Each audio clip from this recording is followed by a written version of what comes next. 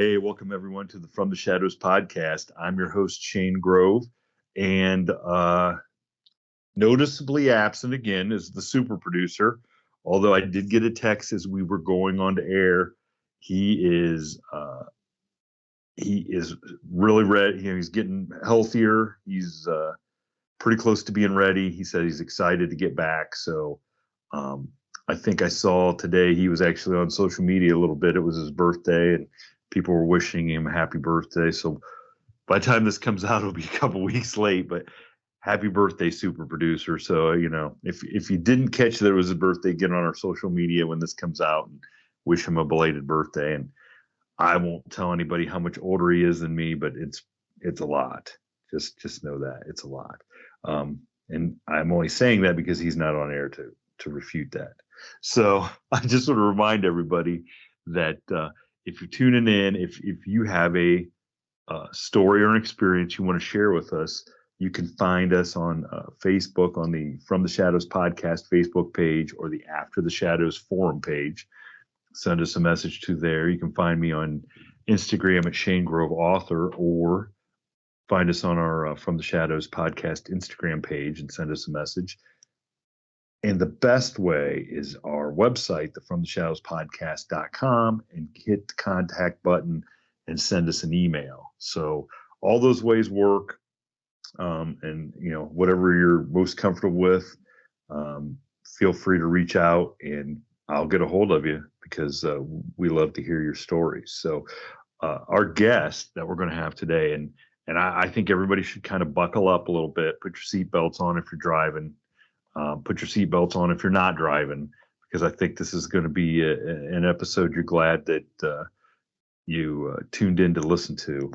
And this gentleman I'm bringing on, I actually saw him sharing his story on another Facebook page, and I reached out to him, and he was gracious enough to call me and blow me away with a great conversation. And so I'm glad he has agreed to come on and join me and talk about his experience. And I think you guys will be excited for some of the input and theories this gentleman has to put forward. So, JB, welcome to the show. Thank you so much. Thanks for having me. I like I said, I am honored that you joined us. So I want you to, I don't want to give anything away, because I know we're kind of we're under a cloak of anonymity. I can't even say it. And anonymity. I can't even say it. How terrible is that?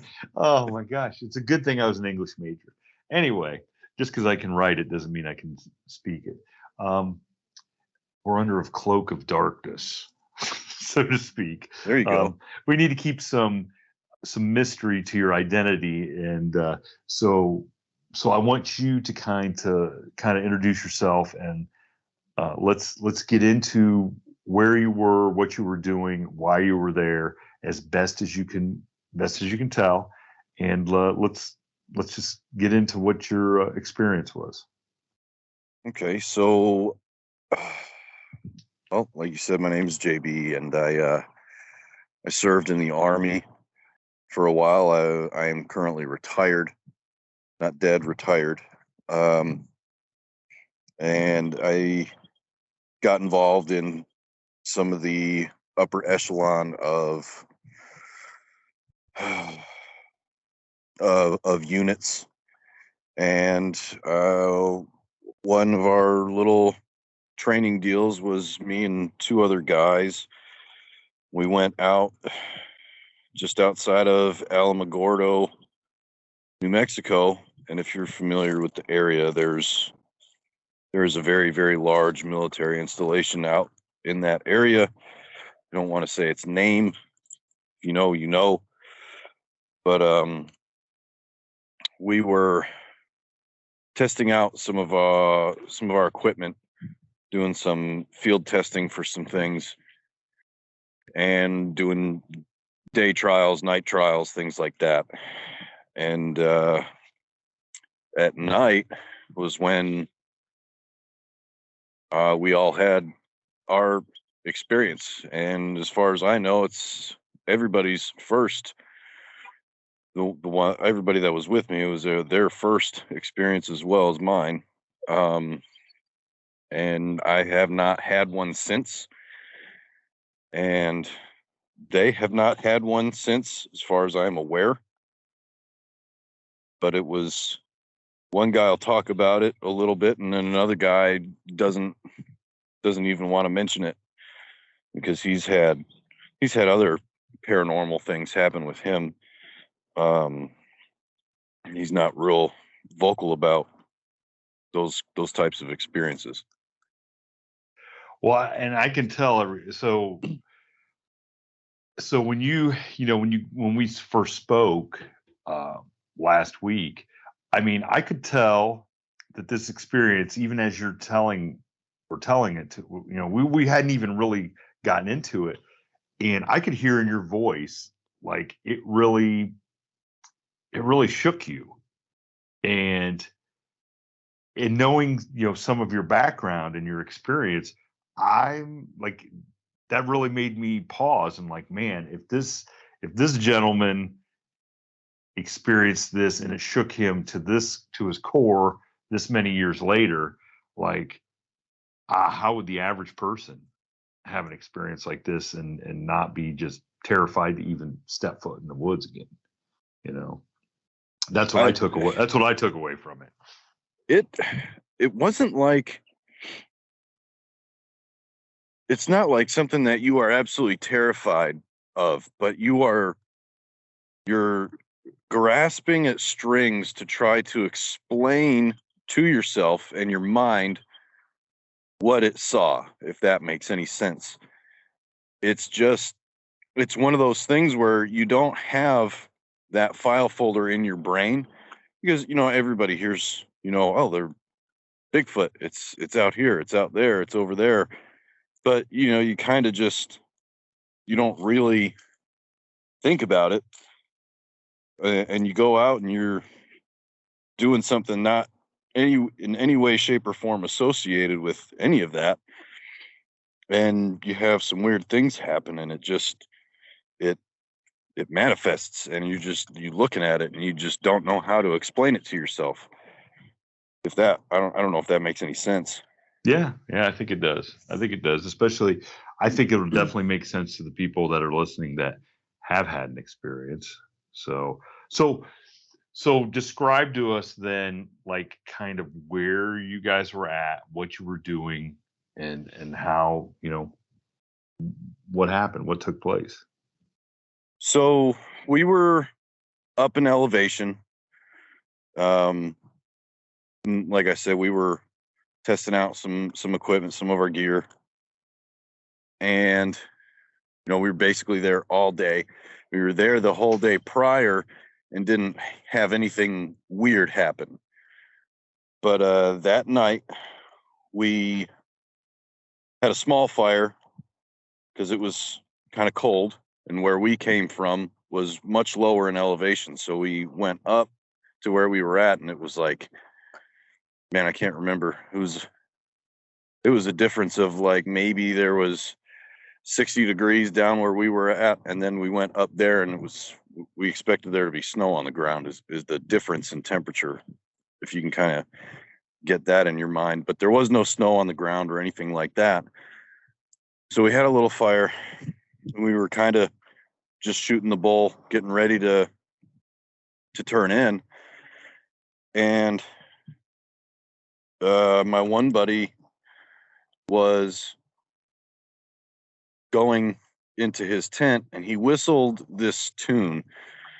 And what he whistled is something that he picked up from like his grandfather. It's not like any song that you can kind of point at. It was just like this tune of, I'm doing something. If somebody's fixing something, they'll whistle something, or if they're, is that, am I Yeah, making sense with that? yeah, yeah. So It's just a little personal thing that somebody would, like a noise somebody's making, and it wasn't like he, I've been working on the railroad, whistling to that. I'm sorry. Right.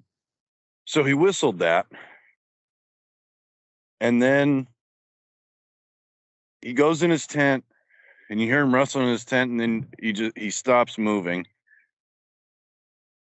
and I hear it again. And for the first time thinking of it, we thought that he had whistled it again. But we quickly realized that he didn't when he came flying out of his tent. Like, did you guys hear that? And we're like, I thought it was you. And he goes, nope. So we quickly changed our whole posture, like somebody's out here and they shouldn't be, because it was on government land. There shouldn't be anybody out there, especially where we were at. So we started grabbing some of our gear and looking around.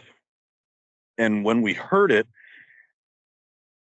after he said it wasn't him, you kind of like realize and you look where you heard it come from, and it's like past his tent, like 20 or 30 feet, which was right where there just happened to be a tree line. So there's this tree line back there. And once you get to that tree line, I mean, it's thick. It's thick woods. And so we start going towards the sound, and we're like looking, we got our flashlights and stuff like that. And we're looking, we can't see anything, looking, going a little bit further. And it was kind of weird how, and I don't remember whose light hit it first, but I'd say just on the edge of where our flashlights light could like light something up and you could tell what it was. It was like just past that, where your light's hitting something, but you can't tell if it's a raccoon or a cat kind of thing, if that makes any sense. Yeah. So one of us hit the light on it, and it quickly turned into all three of our lights are on this thing. And, we still at this point don't even know what it is, but it's like this big mass. It's like it's something where if you look into the woods and you see it next to a tree, it's not like it's out of place, but it's something that really shouldn't be there. So we're all looking at it, and we start yelling, like, because the first thought when we heard something whistle was, okay, there's a crazy person out here, and they're about to get hurt or something like that, because we were very armed. We had all kinds of stuff out there with us, but so we're shining our lights on this thing and we're yelling. I mean, come here, make yourself known, blah, blah, blah. We don't want anybody to get hurt. And, doing the whole military thing, show who's bigger. And this thing kind of like slowly turned, and all of our lights are on this thing's head.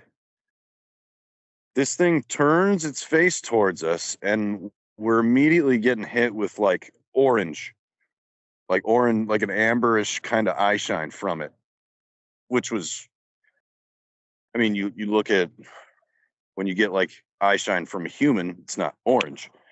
So that was the first sign something's kind of weird. And this thing it was crouched just a little bit, where it's like, if you put something in the microwave and you kind of lean in a little bit to like hit the numbers on the microwave, that's how like it was crouched. And it just turns away from us and quickly, but very calmly, walked off. And we're all yelling, and it was kind of just like, okay, I guess we'll shut up now. because it just walked off, and you're looking at it, you're like, that's not a person. Walked off on two legs. And when we went up there, it's nighttime, it's dark, we can't really see all that much, but we wanted to make sure that we had the right area, because as soon as the sun was going to come up, we wanted to, go back over there and check it out. So we marked the area. We used an infrared chem light, which is, it's basically a glow stick, right? Except you need night vision in order to see it. So we marked it with that, and then we marked it with, I don't know if I'm telling too much, but there's a way to take two 9-volt batteries, and you basically daisy chain them together, and it creates heat. So you can see that spot with thermals. So we marked it with that on a branch.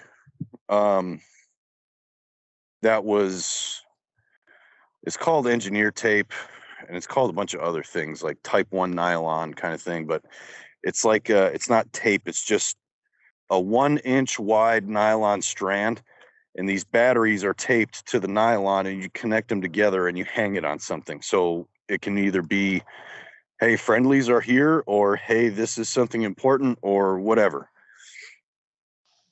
So we marked this location because we really couldn't see much of anything.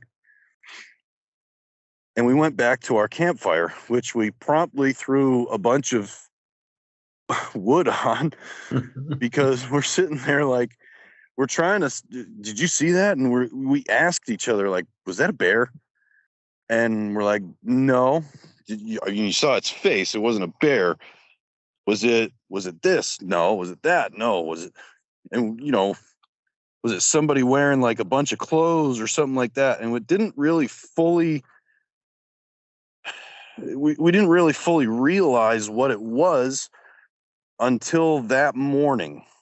By the way, we didn't frickin' sleep. We just kind of stayed up and stayed by the fire, and if somebody started to like nod their head, we'd wake them up, because nobody wanted to be the only one awake with that thing out there.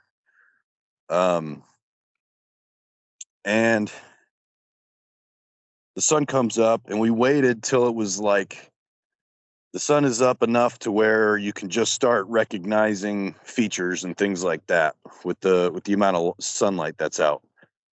So we start heading back over there, and I'm a pretty strong guy, and I'm pretty fast, and I'm very, very good at well, used to be very, very good at what I did in the military, with, as far as like reconnaissance, tracking, shooting, all these things.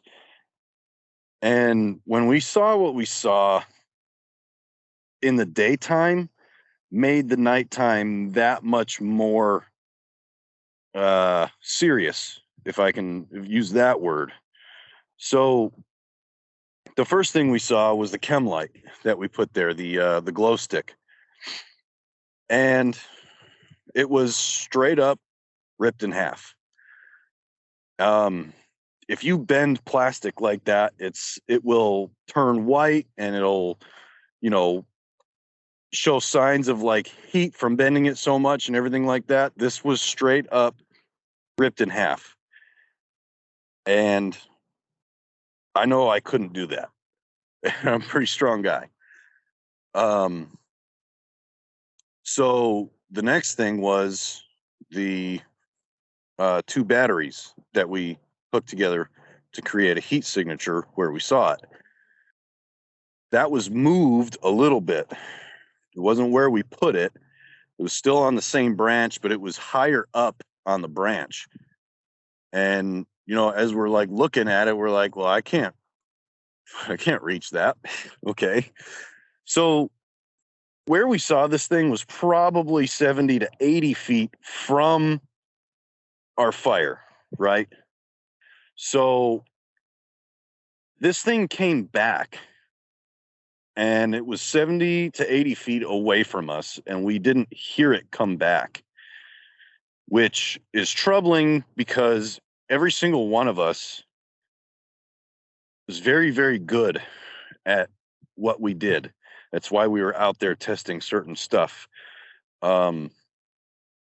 And it just kind of like, once you started seeing things, you're like, okay, this is getting kind of weird.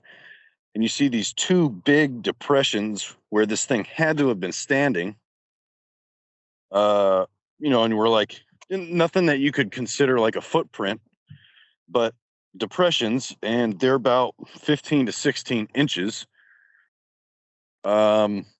And we were trying to figure out, how tall it was and everything like that. So we did the thing where my buddy stood where it was, and we went back to where we were when we hit it with our flashlights.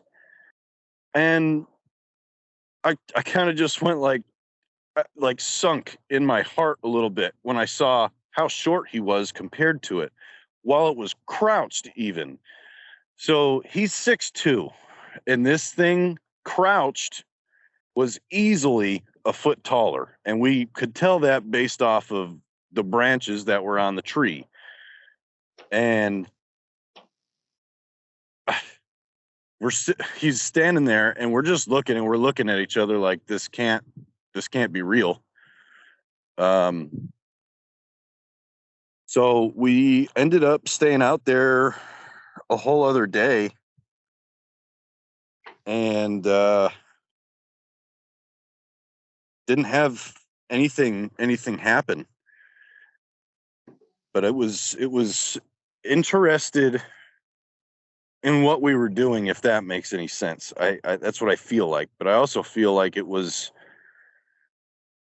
I'm at a loss for words even still. And this happened like 12 years ago.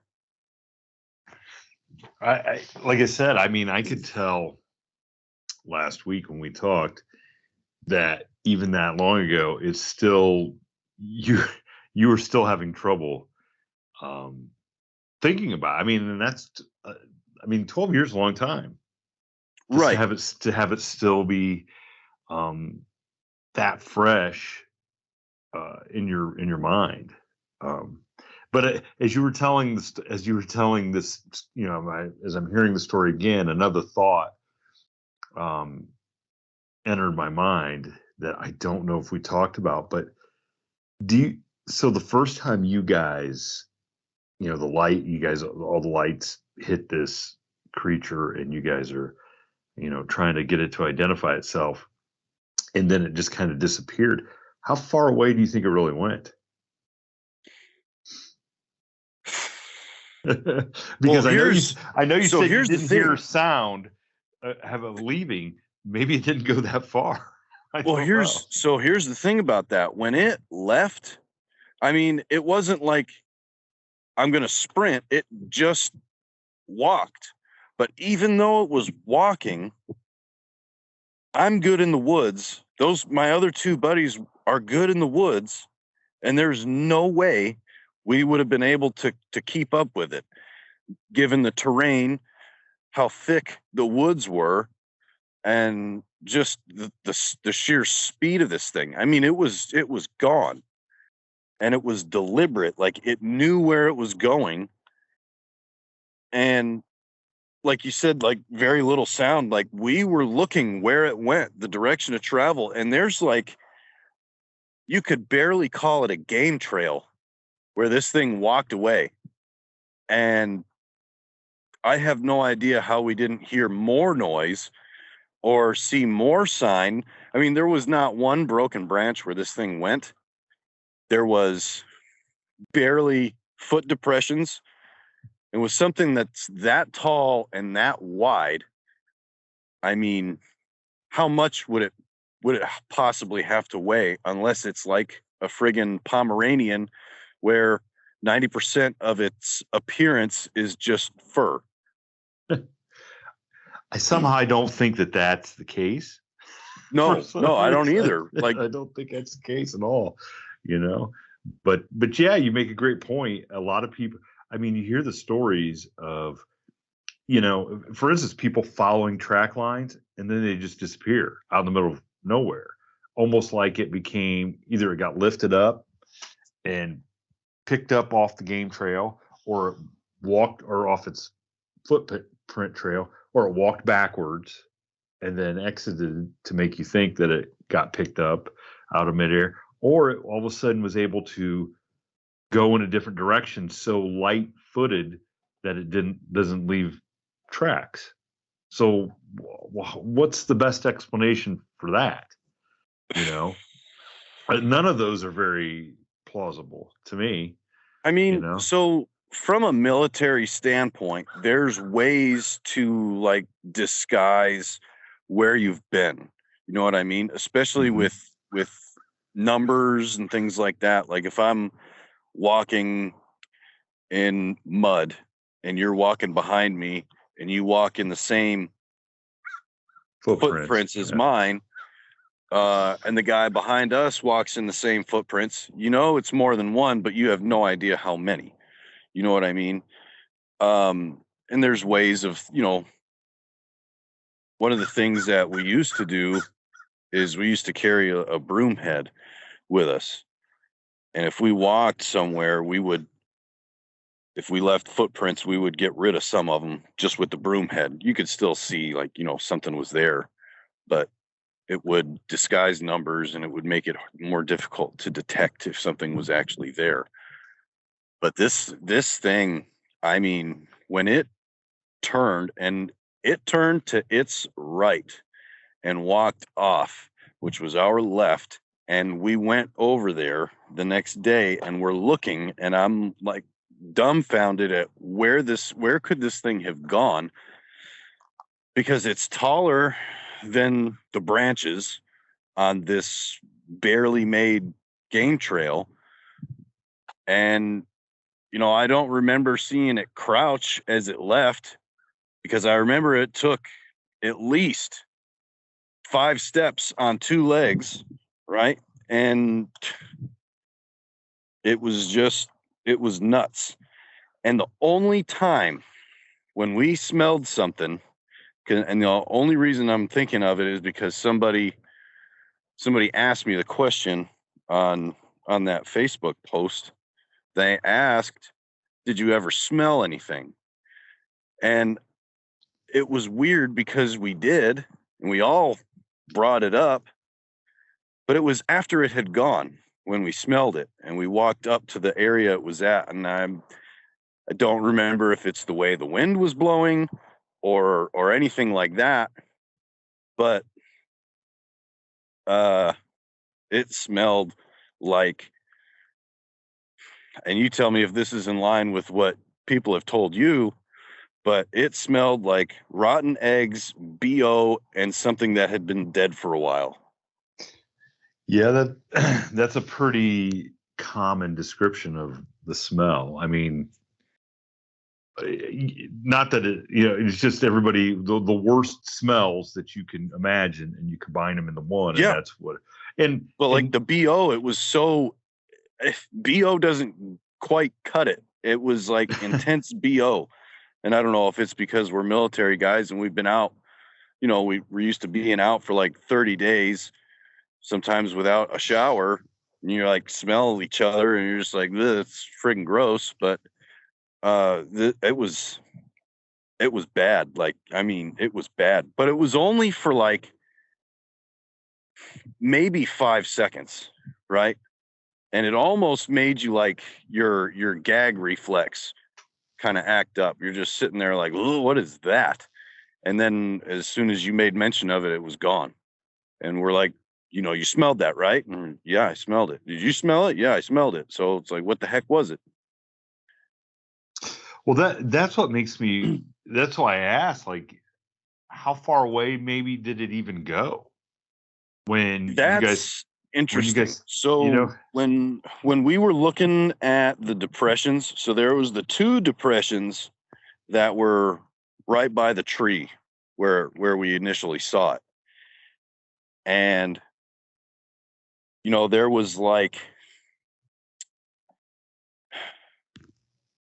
it almost looked as if some of the depressions were facing 180 degrees from other ones, meaning it was a coming route and a going route, something that it traveled before at least one time. But it was, I want to say there was probably, and I'm trying to go off of memory here and what we saw in the daytime, but there was probably five or so depressions that we could see. And some of them were within that game trail. Like you could see one off to the left of it and one off to the right. And we're just looking at each other like, how is that? How did this thing get in there? And how did it not tear half of the forest down with it when it went through? It was just something I still can't wrap my head around it. Yeah, and that's kind of like, it seems to me like I just am thinking, to me, not knowing anything really, that maybe that thing really didn't go that, it just got out far enough away that you guys thought it was gone, and that's why maybe you still smelled it somewhat, and that's why it was able maybe so easily to get back to where it was and mess with the light stick and stuff. Maybe it didn't, take off and was 300 or 400 yards away waiting for you guys to go to sleep. Maybe it knew enough that it could get just far enough away from you guys that you guys weren't going to chase after it too much farther. Well, since you brought that up, after I was looking back, I've had a lot of time to think about that incident. I get the feeling that it wasn't worried about us catching it, if that makes any sense. It was almost like, you can see me, that's fine, but you're not getting anything else. You know what I mean? This thing knew that we were not going to be able to get after it for one reason or another. And, with the shape that we were all in, the equipment that we had, that's gutsy, to say the least, because we were good. That's what you were trained to do, is to go find somebody or something, and that's what you specifically ones that didn't want to be found.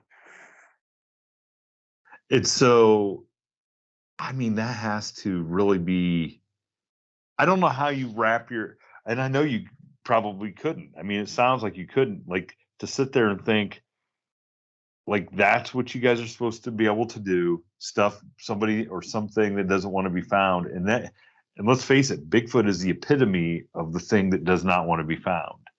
And, like, what do? You guys are out there. You can't, if that thing got that close to you guys, close enough that it could whistle, and for you guys to hear it really clearly, you guys, there's no way you guys felt comfortable of, well, let's go back to where we can, get out of where we're at here out in the middle of nowhere. Let's just leave. It's not, that probably never crossed your mind.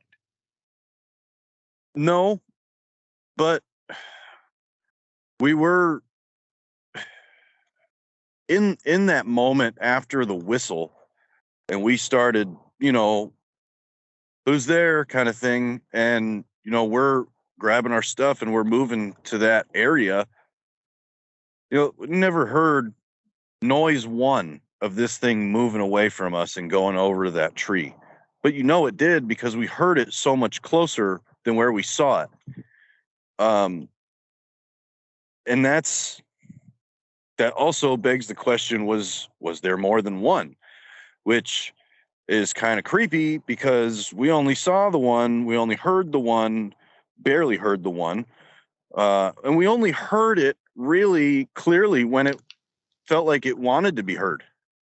Is the feeling that I got from the whole encounter. Wow. Wow. That's so.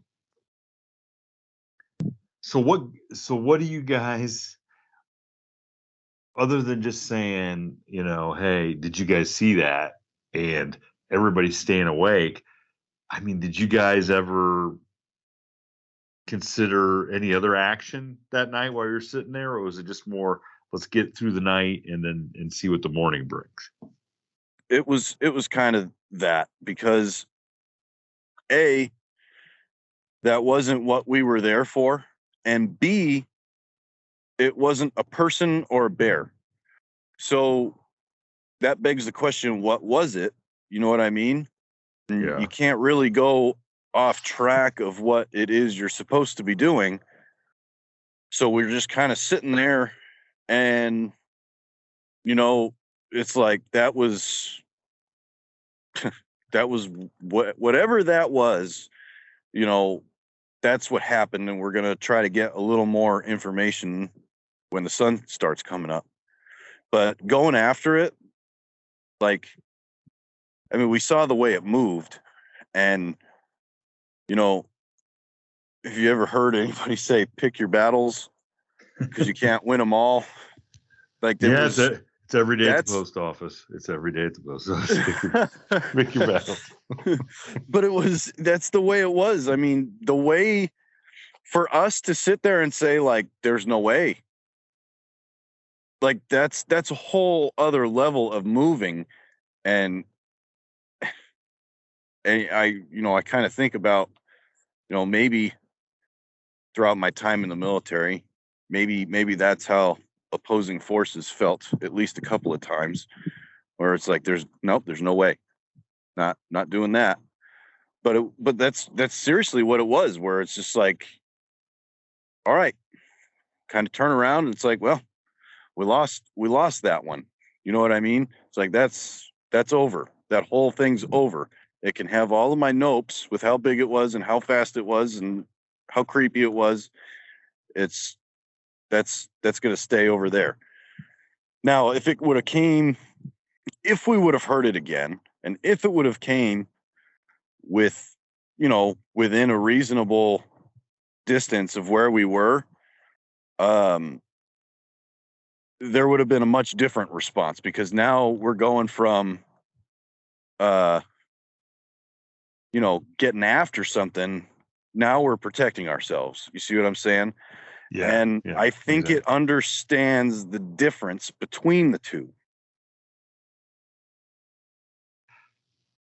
That's um that's an interesting point. Like, and we kind of touched on, like, I think you kind of brought that up, that you, in the mean since then, that you have that you've kind of put a lot of thought into how people experience these things, and that maybe it kind of understood more than what you was maybe possible, of what you Right. guys were doing out there and what your capabilities were. Right. And for something to have an understanding of that, and to still, and I'm just going to use this term very loosely, for it to understand how good we were, what we had, and to mess with us, that's that shows a high level of confidence in abilities. Um, but the other thing is, and I feel like we keep gravitating towards it. I feel like sightings that people have, I've since that uh, experience that we had, it was one of those things where it's like, okay, well, this person had an experience too, and that person had an experience too. So let me kind of look at what they noticed and what happened with them. And the more I look at them, look at these encounters, it seems as though, and I didn't say it the entire time that we talked before, and I still haven't said it, but I'm going to say it now. Bigfoot is able to tailor the encounter to the individual or individuals. Meaning, what I mean by that is this thing is able to understand what kind of posture you're in. And by posture, I mean, like, how defensive are you? How aggressive are you? And it's able to kind of, like, people that have these up in your face encounters, they're gentle people for the most part, right? Or they don't have the capability at that time to be violent, or they bank on the fact that I'm bigger and I'm louder and I'm stronger and I'm just going to shake this tree right next to your tent and you're going to wet yourself. So it kind of knows responses that it can get to certain actions, but I feel like there's some level of intelligence there that goes beyond what we're able to think of as like normal thinking, normal thought process and everything like that. It's got to have something a little extra to be able to decipher just by looking, right? Or feeling with something that we don't know how it feels it, but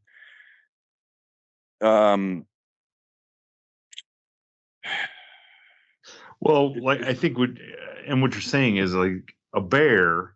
If you ran into a bear, okay, a bear's either going to attack you or run away. It's not going right, to like sit there and think about it and ponder and say, well, does he have a weapon? Is he like going to come after me? Is he? Is this just an accidental meeting? Is he hunting me? Bear's either just going to attack you or run away.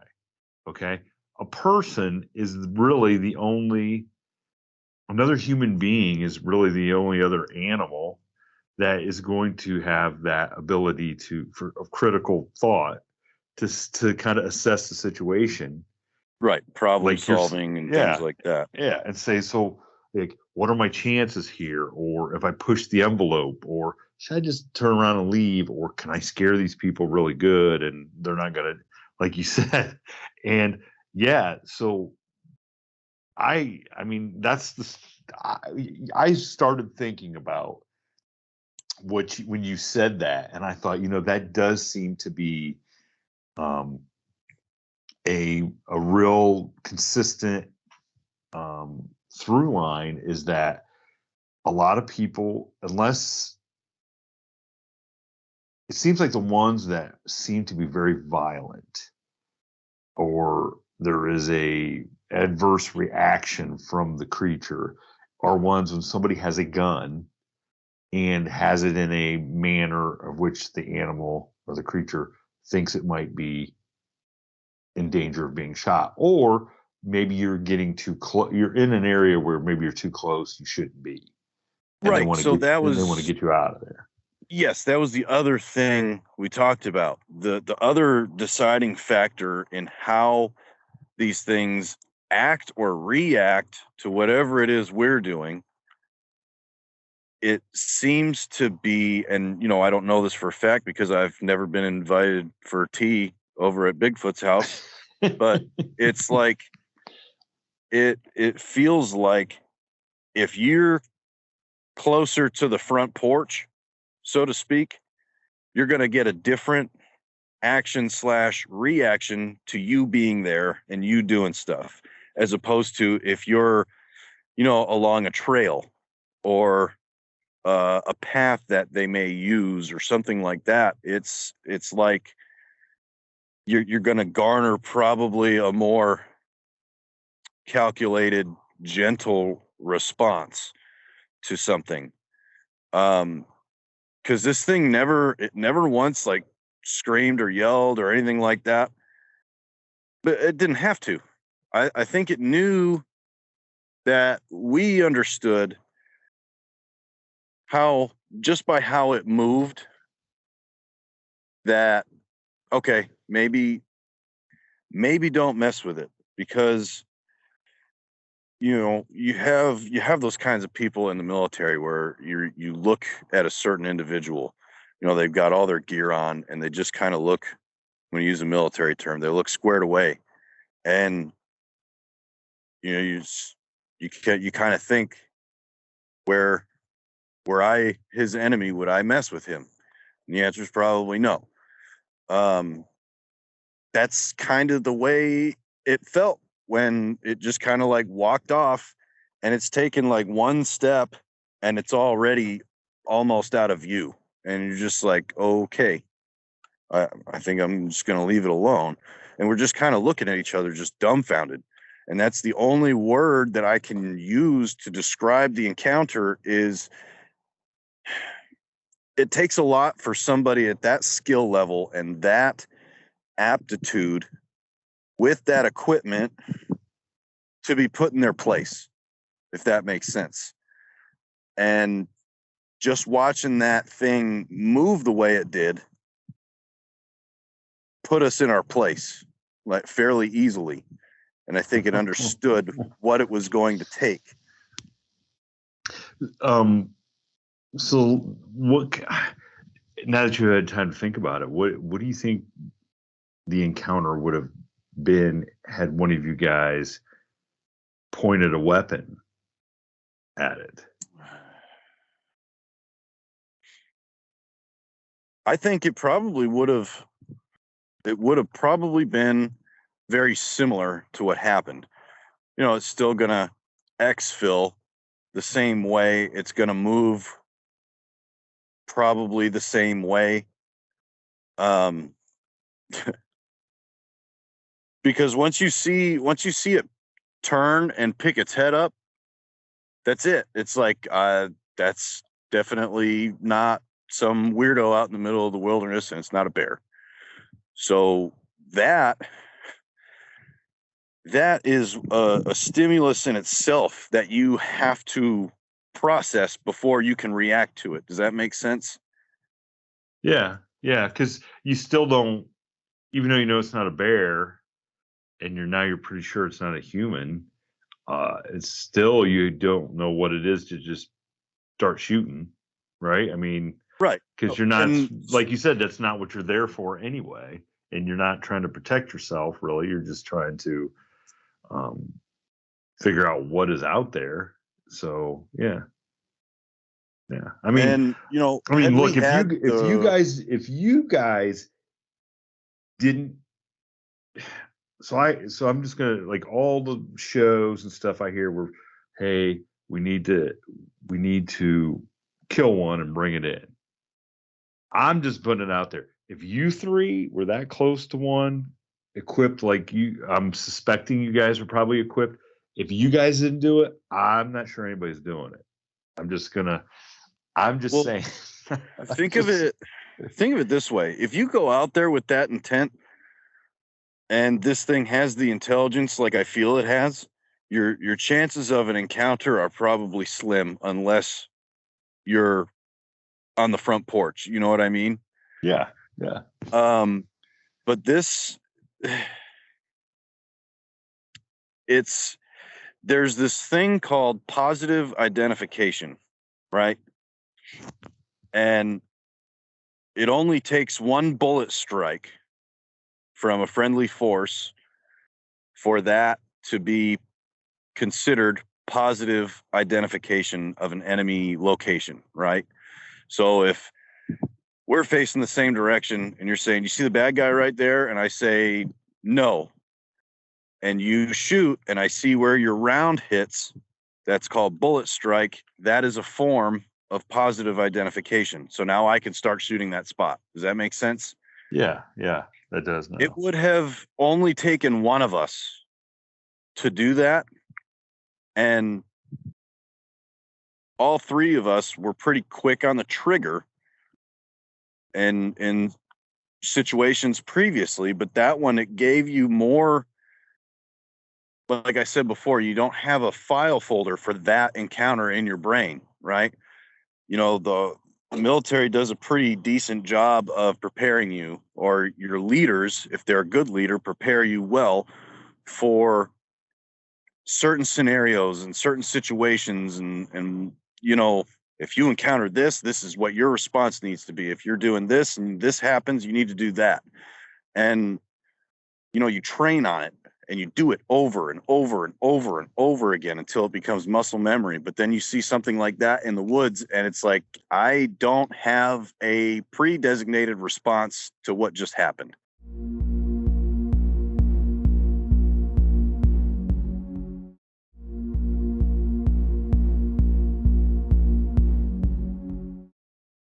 I totally understand that. Yeah. Right. And that is what that goes back to what I was saying. I mean, if you guys are not the ones in that situation to do something like that, who is? You know, I mean, if, like you said, if you go out with that intent, and as you believe, the creature kind of has that feeling that, okay, you're not out here just to build a campfire and hang out. I'm not going anywhere near you, or at least I'm not going anywhere that you can know that I'm there. Right. You Or know. I'm going to do something over here. So if you get a little too close to, and I'm going to keep using the same terminology, but if you're too close to my front porch, I'm going to go over here and make a noise to kind of draw you that way, as opposed to you getting closer to my front porch. Um. Diversionary tactics. It's Yeah. you know Yeah. That's a good way to keep your front porch safe, or keep people away. You know, like yeah. so. So when you guys get done with this and get back to, um, I don't know what you would call it, base civilization, you know, whatever, did you guys talk to anybody else and describe what happened and see if anybody else that had been out there had experienced anything, or did you guys just kind of leave it alone? So one thing I did do when we got back, and it was kind of like a group effort between us three. We kind of looked together on the computer, um, at the man the BFRO um, website, where there's like the sightings and everything like that, and you can report one, and you can see where other people have had sightings.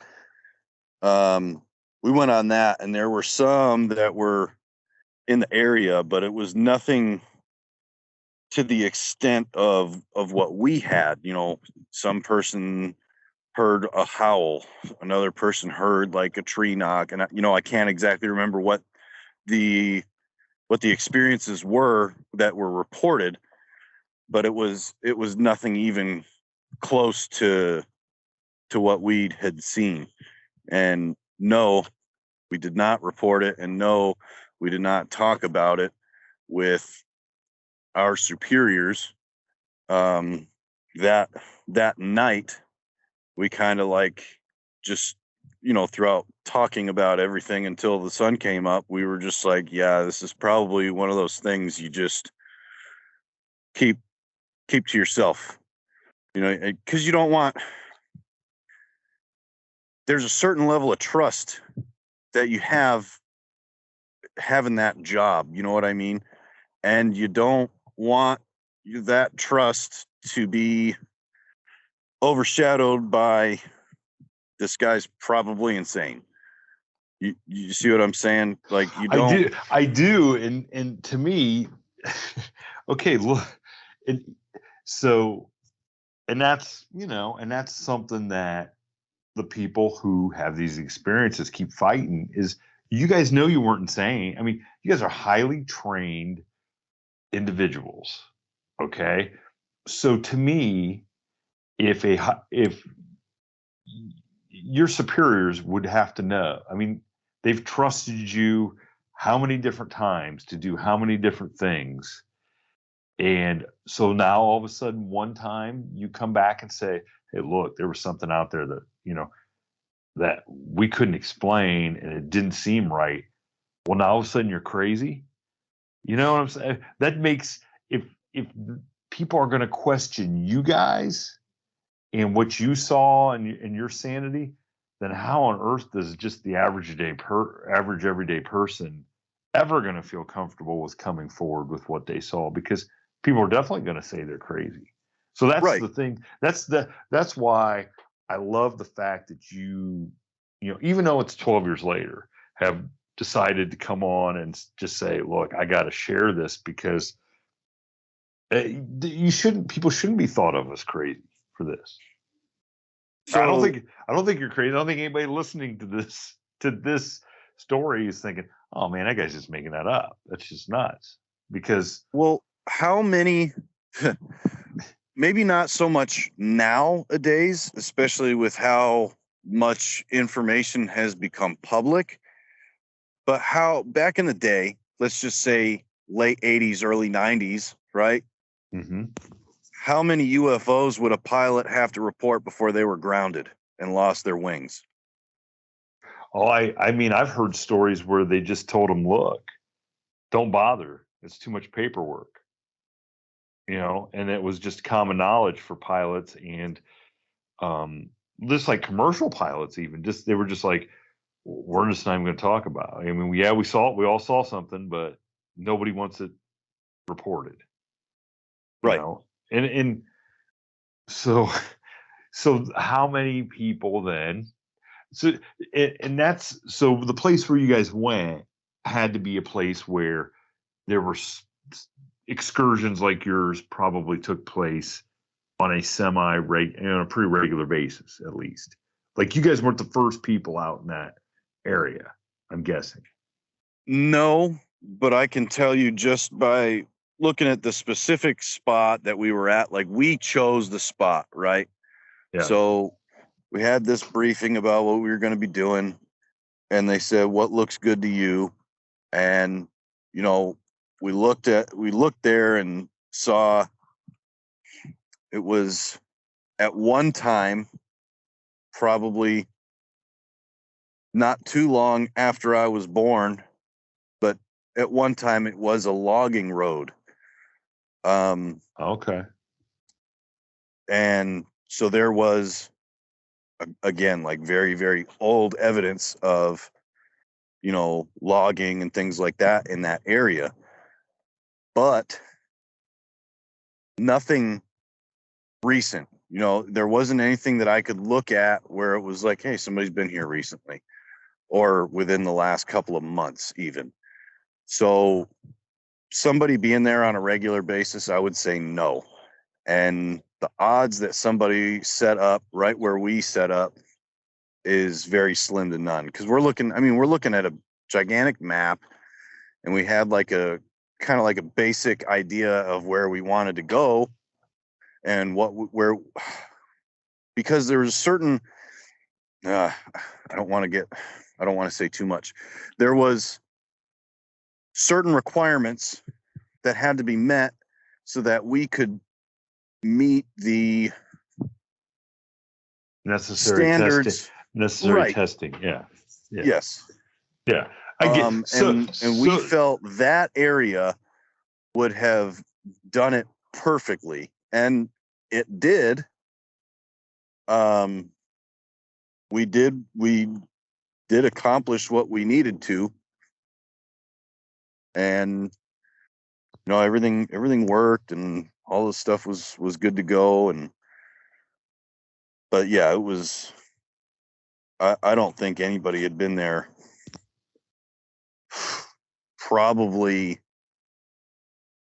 about a year or more prior to us being in that specific spot.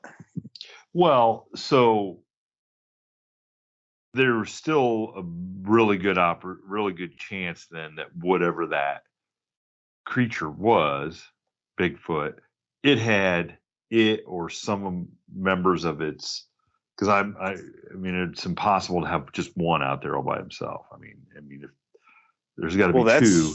That's my thought process. Is there had to have been for that one to be that, and again using this term loosely, for that one to be that brazen, it had to have like support. You know what I mean? Yeah. Hey, if something goes bad, I need you to come out of the other tree line and scream so these guys all wet their pants and we can run off into the woods together, or something like, you know what I mean? Like there had to be something. There had to be something else out there. And so based on how little we were able to detect that one with how big it was, it's like it's insane. So what I'm trying to get at though is that they probably, like, those things have probably been there. They've probably been there for a long time. So even if somebody hadn't been there in a year, there's a good chance that they had seen humans and maybe interacted with humans. Well, why'd the logging stop? Still trees there. There you go. I mean, it wouldn't be the first logging operation that stopped because of equipment malfunction. Yeah. So I'm in kind of like a unique position where, you've heard, I don't even want to try to pick a number, thousands of reports, and probably read and, listened to thousands more. Yeah. So I'm at a disadvantage because I have not pored over this, because I can't do it without thinking about that incident, if that makes sense. Of course. So I haven't really. Do I want to know what it was? Absolutely. Do I want to know how many of them there were? Sure. If I was in my prime, would I want to try to race it just to see how good I am? Absolutely. But I haven't pored over these instances and these reports or anything like that. And, that this had to have been, by chance, because that Facebook page that you saw me on, I was a member of it for like 3 days. And I was a member of it for like 5 minutes. I literally had been invited to join it, and that post was like the second post I saw. Like I literally saw, it was just something that came across my social media feed where this lady was, this little old lady came forward about her story, and I'm sitting there and I'm like, all right, well, tuck your cojones away there, lady. I guess I'll tell my story, because it's like, there is a certain level of I don't want to say like bravery or courage or anything, but there is a certain level of testicular fortitude that it takes to come out with this, because you just know there's going to be people that are going to try to pick your story apart. They're going to try and, say, well, what about this? What about that? And they're also, the other people are just going to call you crazy. So I know what we encountered, and I know that there's not a normal explanation for it. But the lady came out, and I'm like reading her story, and it was pretty cool. And, I was just thinking, if Granny May can come out and tell her story, then I could probably tell mine. And I'm like beating myself up for like 3 days being a part of this group, seeing other people talk about their stuff. And, you have, with every group, you have some people where you look at what they said and you're just like, I don't know if I can believe that, or they straight out come with, I believe. And I still have the skeptical mindset of what it was, because we didn't see it super clearly. right? Just enough to kind of get a basic shape of it and its eyes. And I'm always going to be skeptical about it. That could not have been what I saw, because there, like I said, you just don't have a file folder in your brain for that. I mean, you see it on TV, you see it in movies and things like that, but that's not real life. And then all of a sudden, something similar to what you've been seeing in movies and stuff, it's like, how did that get there? And you still try to write it off almost, but you can't, because it's not a bear. And for the listeners, I've been in the woods my whole life. I used to hunt in the southern tier when I was a little kid, and I would hunt regularly. Not that this incident stopped it, but basically up until that incident, I don't hunt anymore. I'd like to, but I live in a place where that's not really possible. Which, that's another story, but I'm always going to have that skeptical mindset towards it, because I don't understand what happened. And my buddies don't understand what happened.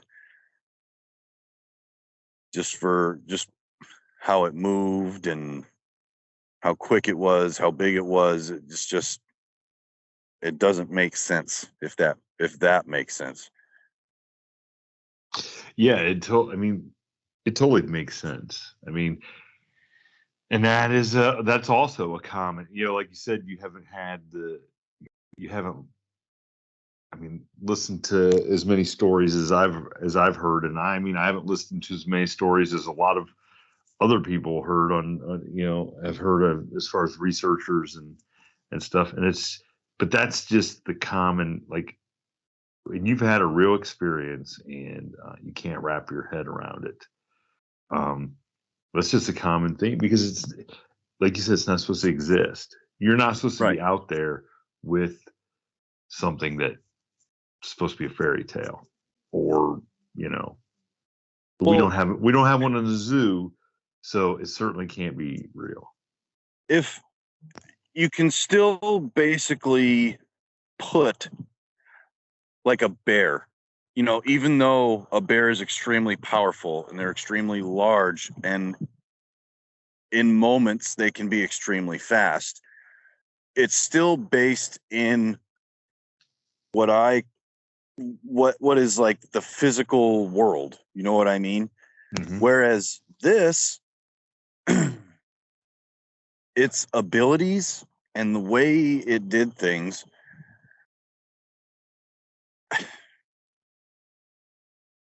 I was with some people that could be considered professional and Olympic athletes, with how they were physicality wise. This thing is on a whole other level. So to try to wrap your head around that in a physics-based world, how is that possible? How can something that big move that quickly without making that much noise and without affecting the environment around it like it should have? To me, that's just right there. How can somebody go out there and expect to shoot one of these things when that's what you're up against? People go hunting for bear all the time and come back empty-handed. People go fishing all the time, and we have, I got the Husker Du 6000 rod and reel with the brand new flippy flap bass lure, and they come back and they didn't catch a darn thing. So it's like, how do you expect to go out into the wilderness in this thing's domain and come back with any form of physical evidence other than, hey, we saw a footprint and we took a picture of it and we made a cast. We got this weird hair sample and look, there's some weird poop. You know what I mean? Like, there's no way you can go out into this thing's playground and come out with some sort of physical evidence unless it wants you to. And I don't think we're there yet. Because what was that? What's that show with the big dude, Bobo? Oh yeah, Is that Expedition Finding Bigfoot. Bigfoot or Expedition Bigfoot? Finding Bigfoot. Expedition Bigfoot's the one that's it's Finding Bigfoot. I mean, I'm watching these people go out, and first of all, they make more noise moving through brush and everything than all get out. And they hear a noise over here, and then every single person goes over there and checks out that noise. Well, nobody has really gone with the thought process of, it's making a noise over here. Maybe I should keep going the direction that I'm going. Not that I would want to have a close-up encounter with one of these things and see it where it has to feel like it's got to protect itself or its family or its friends or whatever. Because just based off of what I saw, how this thing can move and everything like that, you can have,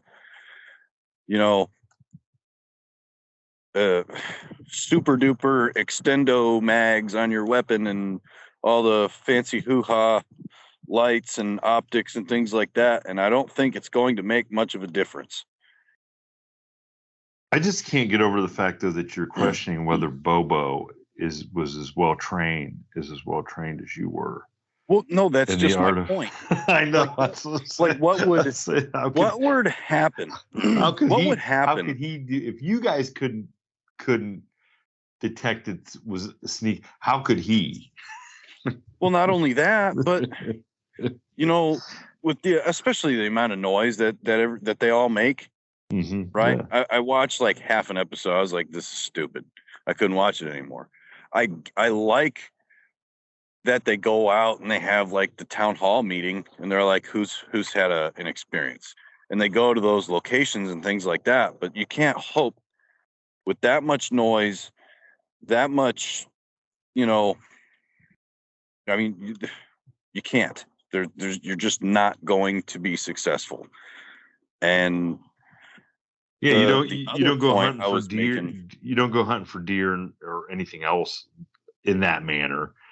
And those animals aren't nearly as smart as we believe Bigfoot is. So why could you? Yeah. Right. Well, yeah. Something that has an obvious thought process where it can, dictate its next move. But that brings up one of the other questions when we were talking earlier. We're like, I have no way of knowing how many human encounters this thing has had. Mm-hmm. So I don't know if it knew how to act or react to a certain thing. Like, what if we put a weapon up on it? Like, what is that? What does it do? You know what I mean? I don't know what this thing knew. And that to me was troubling, because in a lot of tactical situations that me and my buddies have been in, it's almost like you're able to predict because you've studied, you know what I mean? You have, the kind of weaponry they've got, the kind of tactics they're going to follow, this, that, and the terrain, the area, blah, blah, blah. So you can kind of predict, hey, if we come over here, this is what they're going to do, and we're going to do this to counter that, and blah, blah, blah. Well, nobody knows what this thing's going to do unless it comes on your back porch and you chill with it on the weekends, and you learn some of its behavior.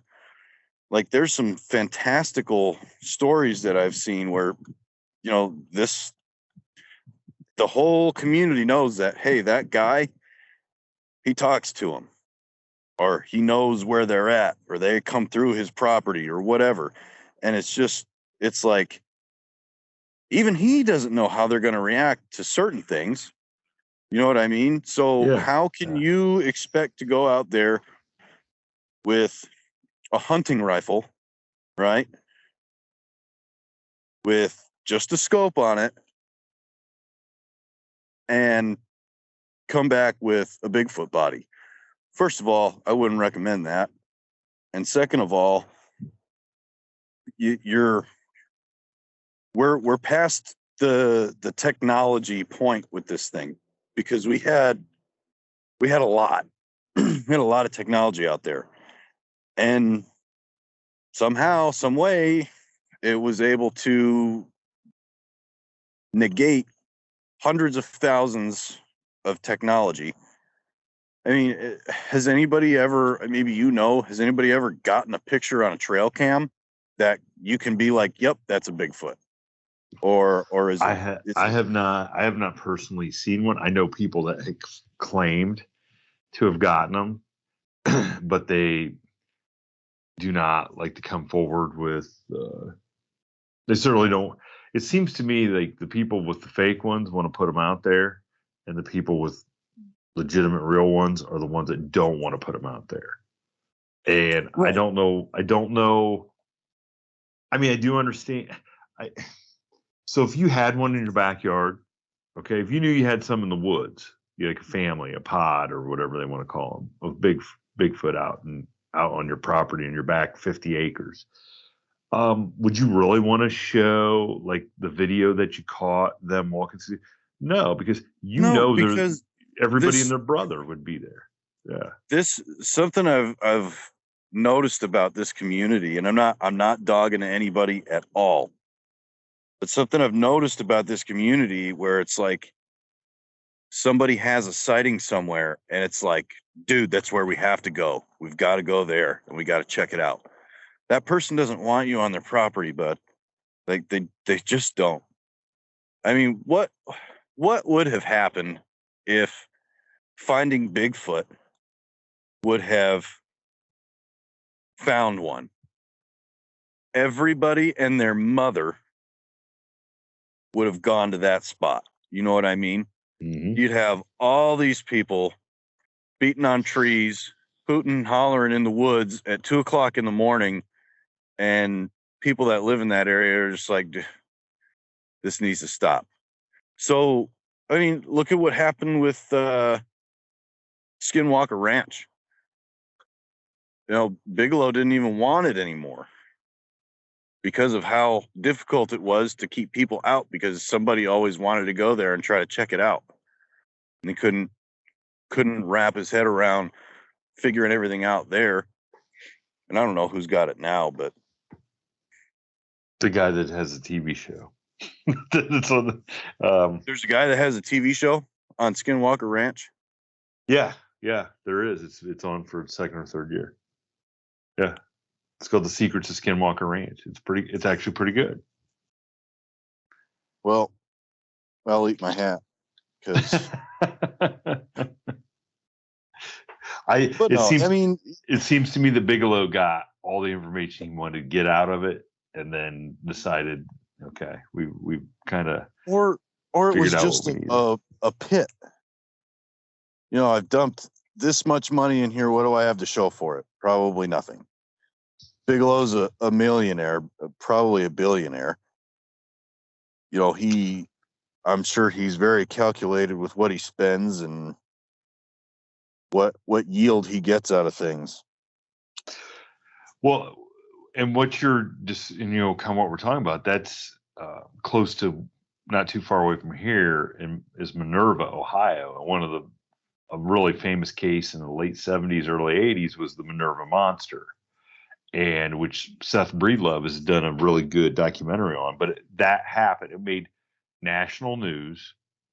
And there were film crews, news crews, radio, all kinds of newspaper people lining the road to these people's house, and then people would just show up like with guns, like they were going to go onto the property and they were going to find this monster, and it became a sideshow, and kind of a almost kind of jokey, you know, and it wasn't until however many years later, they, some people finally got in to really investigate it, and there actually is stuff reputed to be going on now, but at the time it just turned into 40 some years ago, turned into a circus, and the people wished they had never said anything. Right. Well, that's exactly my point. Yeah. And I feel like these creatures know, like, hey, somebody takes a legit video of us, that we're going to have to leave because it's game over at that point. It's the same thing that happened over there is going to happen here. So we gotta leave. And there's one dude that I listen to as far as Bigfoot goes, and it's the Bob Gimlin guy on YouTube. Okay. And I just listened to the way he thinks about things and how he rationalizes certain things. It's very interesting to me. He's very, very well spoken, and he doesn't just do Bigfoot. Like, he did the British were in Africa, and the workers in Africa were getting just destroyed by these 2 lions, or these 3 lions.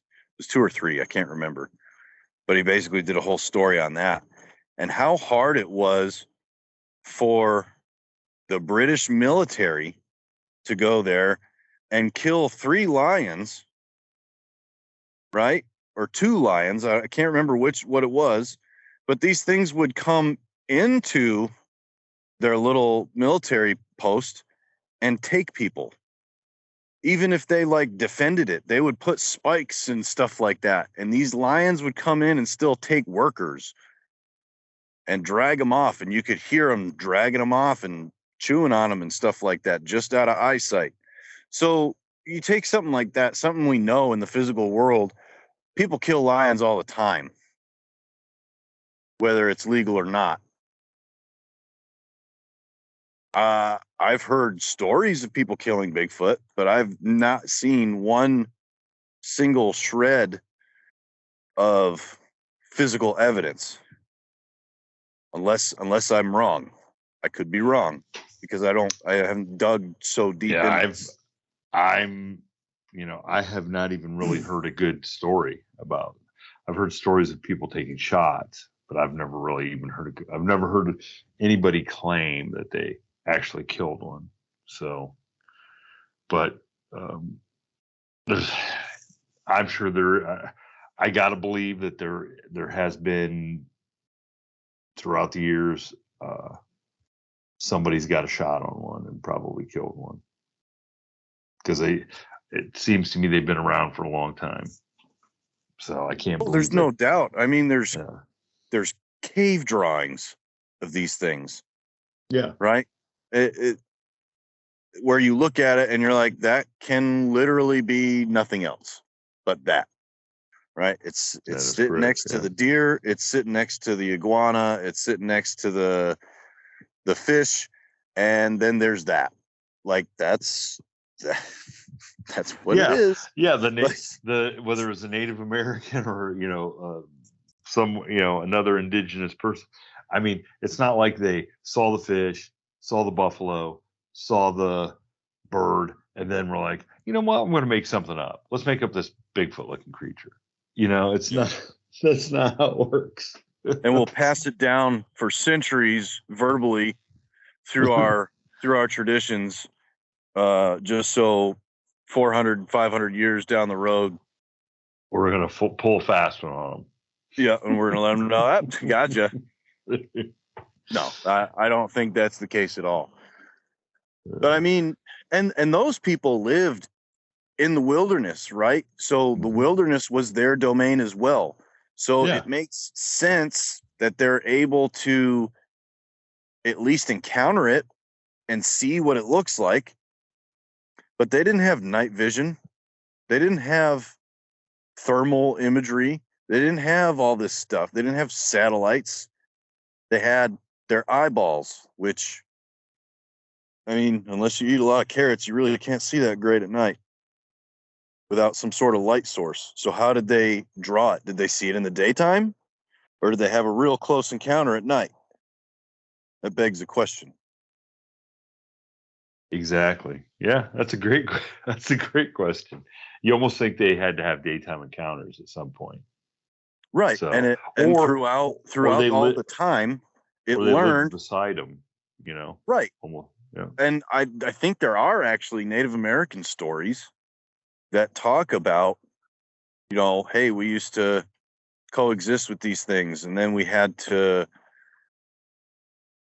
go to their cave because they started stealing our children or our women or whatever. We had to go to their cave and stand there with bow and arrow and basically throw fire and stuff into the cave and kill them all. Like, is that, if there's a story like that out there, how can we refute that? That's people, it's like prior to the invention of lying. So how do you how do you how do you look at something like that that's been passed down through tradition and in cultures and say, yeah, this thing doesn't exist? Yeah, I agree. I agree. I totally. Well, and here's the thing: is so because you've had that experience, so there's no, and you're still trying to, and you're still trying to rationalize all these other things and um, kind of make a box to fit it all in, you know, and you're not just guessing or hoping, you actually saw it with your own eyes. Right. So And I'm trying to come to terms with, a couple of things. Like, I, didn't hear it, right? There would be no way for me to chase this thing down. Not through that, and not how fast it was. And now I'm too old, right? I'm not gonna not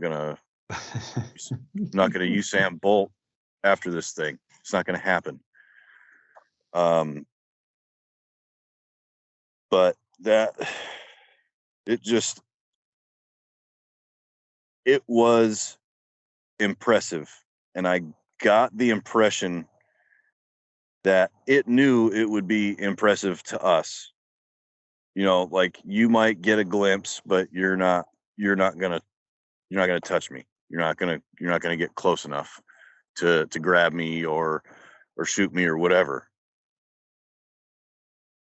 well, I would certainly, I would certainly hope that somebody hears this and has had an experience in that same, kind of figures out like maybe where you guys were and had either they were part of a logging crew that got, driven out, or they, some other, some other guys in the military that maybe had an experience and they're like, man, I that sounds like what happened to me, or sounds like the same place where I was, and And I'm reach. sorry that the location is very vague, Oh, that's okay. and it's It's like you said though, if you know, you know. So yeah. the only people that would have experiences out there would be people similar to your situation, or if somebody had been out there logging, probably. So And I'm sure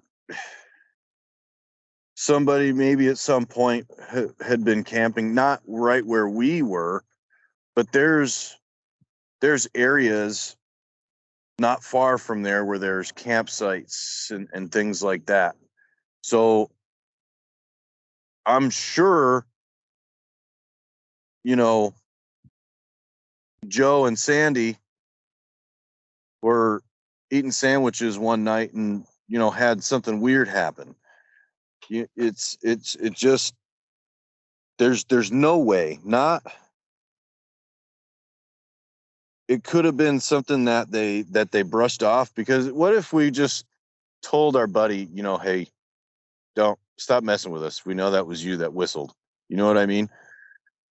Yeah. That Oh, it would yeah, have exactly. I That'd would have have been it. nothing to talk about, and I wouldn't.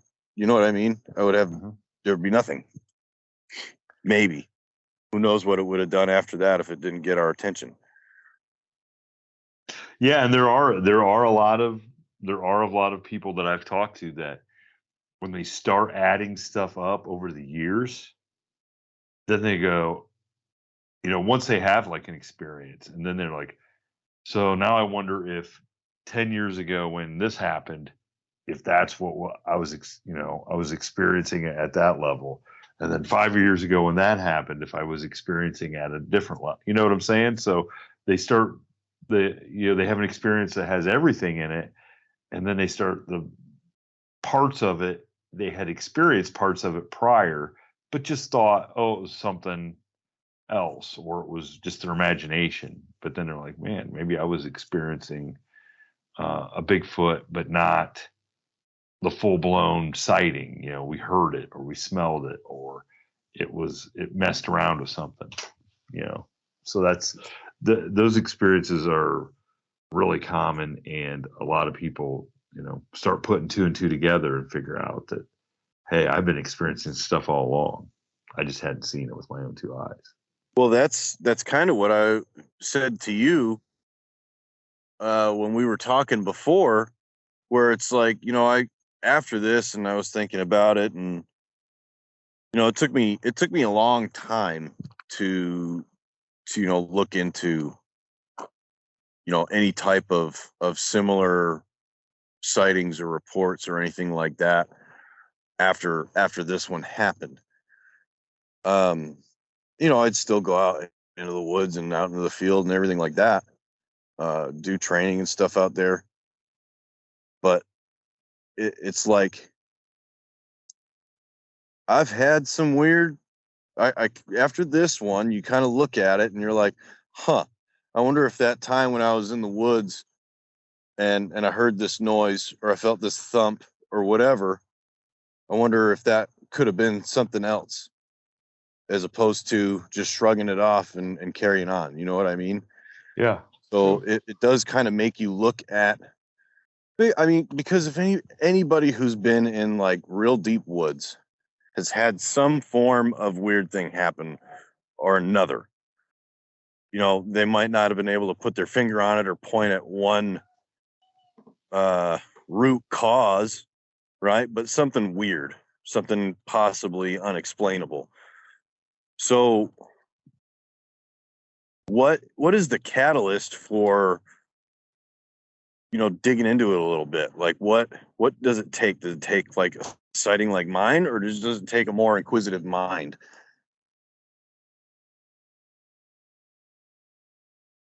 Yeah. I don't. I maybe maybe there's a lot of people that don't want to know. You know what I'm saying? You don't want to know if because it might ruin the experience for them if they think there's something like that out there. I Right. Well, firmly not believe only that. that, but there's Firmly like believe that. it's some people see a snake and they're like, nope, and they just walk in the opposite direction. You know what I mean? It could be something similar to that. Yeah, Where it's that's like you me. hear a What are you noise and you're talking? just like, What yeah, I'm are not you going talking over about? What are you talking about? That's me. If I see a snake, there. I'm out of here. What are you talking about? Yeah, I totally understand that. Some people, the fear of the unknown is way too great, and maybe you can't blame them. You know, you can't blame them. Not everybody's equipped to mentally, physically, or whatever to discover something that um, they weren't expecting. You know, some people just want to be as is and go through life. Um, you No, know what I'm I can't saying? say that I blame them. Yeah. Yeah. Yeah. Yeah. Well, you know, JB, I am glad that you were a member of that page for a couple days and I was on it for 5 minutes, because I'm glad to to have been able to reach out to you and have you come on and share. Because I mean, like I said, we had a great discussion before, and I think this was another great discussion, and I hope everybody that tunes in enjoys your particular insight and some of the questions and points that you've made, for sure. And hopefully somebody out there with similar experiences and similar circumstances will reach out, so that I think it would be wild to get somebody to reach out from the same area and say, yeah, man, this is what happened to me. That'd be pretty nuts. But if I've made somebody feel more comfortable in sharing an experience that happened to them that maybe they've been thinking about for a while, or maybe they've been beating themselves up lately about it, where, I mean, I don't have anything to gain by coming out. You know what I mean? There's no reward I can get for coming forward, other than I can finally get it off of my chest, because it's just been there it's been there for a while, and I haven't come out with it. But if maybe somebody's got it just kind of weighing on their mind, and they needed that little extra whatever to come forward and talk about it, I thought when I came out, I was fully ready for all the bad. You know what I mean? Like, I was fully ready for people to go, "You're nuts, you're crazy, you're stupid, you're a liar," blah blah blah. I was ready for it, because I just knew in my mind that it would happen, and I was completely blown away with the support. And just, I never actually thought people would start asking me questions about it. What did you think of this? And what did you think of that? And did you see this? Or did you smell that? Or whatever. And it's just like, I don't even know how to respond, because I wasn't even thinking about any of the positive that could have possibly resulted in me coming out with the story. But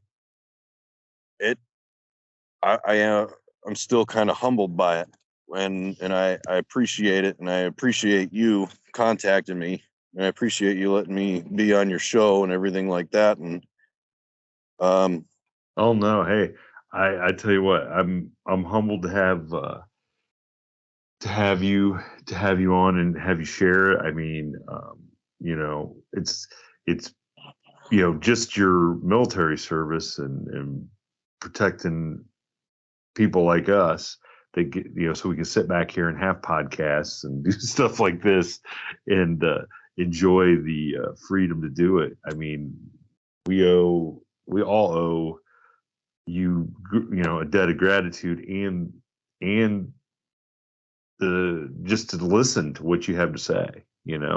I mean, at the very least, everybody can do that. So, well, as long as it was done while there were supportive people back home, then it was worth it. So, well, I appreciate that as well.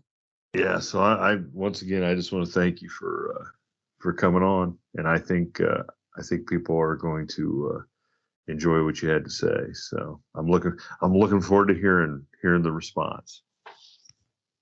I am too. I'm gonna start following the podcast and everything like that, because I sit at home and watch like a YouTube video every now and then, sure, but I'm not like, I haven't ever really investigated things. I've never felt the need or the want to go back out in the woods with that thought in mind, where I want to find one of these. But maybe one day, I don't know. Well, I said it to you before. If anybody's starting a team together that wants to go out and really find one, I think JB's your man. So I think he's not that I want to be your agent and get a cut of it, but I think you're the first guy. You're the first guy I'm building the team around. Just saying. Just saying. Just saying. I am retired. I'm not dead. I'm retired. Even better. Well, hey, thanks, JB, and I'm looking, like I said, I'm looking forward to see if we get some response from this and find somebody that had a similar experience in that area. So I think that would be pretty cool. I think it would too. And like I said, if it helps anybody else come out with their story, then that's all the reason I need to come out and say what I did. Thank you for tuning in to this week's episode of the From the Shadows podcast. Until next time, never shy away from the darkness or what may be lurking in the shadows. We are out.